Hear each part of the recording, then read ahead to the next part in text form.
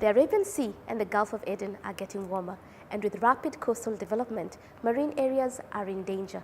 7 countries have therefore come together to protect coastal zones and address climate change. Desert seas harbor a diverse range of sea life and support many livelihoods of coastal communities. In the Red Sea and the Gulf of Aden, PERSGA members are using research and policy to restore essential marine areas. PERSGA is a regional intergovernmental organization for the conservation of marine environment in the Red Sea and Gulf of Aden. It has 7 member states: Saudi Arabia, Yemen, Egypt, Sudan, Djibouti, Jordan, Somalia. Globally, the effects of climate change on coral reefs is basically twofold. So it's ocean warming, which causes coral bleaching, and it's ocean acidification, which essentially inhibits the way how corals calcify. But the nice thing about the Arabian seas is that they are pretty warm seas. So part of my research essentially tries to understand what makes these corals so temperature tolerant. The mangroves, of course, they are plants adapted to relatively to hot climates, and they are adapted to saline waters.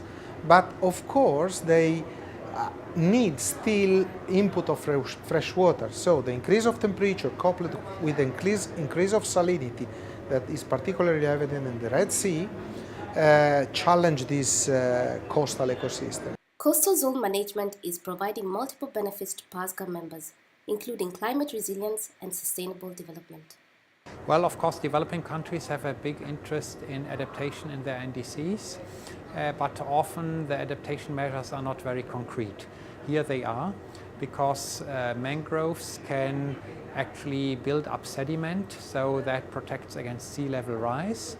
And this, of course, is very important in the context of low-lying shores. And while at the same time we have the protection of the carbon that is stored in the vegetation and soils. So these are the co-benefits. There are of course other co-benefits for sustainable development, like protection of fisheries, livelihoods and so on. The research effort is extremely important, especially in these areas that are challenged by the climate change effect. And it is important, why? Because it can be translated in actions. And we have now an initiative for mainstreaming ecosystem-based solutions on climate change mitigation and adaptation in our countries.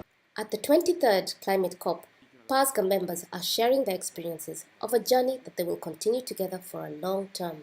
Let's keep the marine environment neat and clean so for our future generation, so that they can make benefit from it same way we did. The key message that I would like to give through my intervention in the side event is that adaptation and mitigation can go together very nicely, that the blue carbon sector is a sector where this synergy is very high, and that especially for countries that are usually seen as not fully involved in international climate policy, this gives the opportunity to showcase that they are serious about doing their contribution to the ultimate aim of the Paris Agreement. The message from the Arabian Sea and the Gulf of Aden is that collaboration is helping deliver tangible climate actions.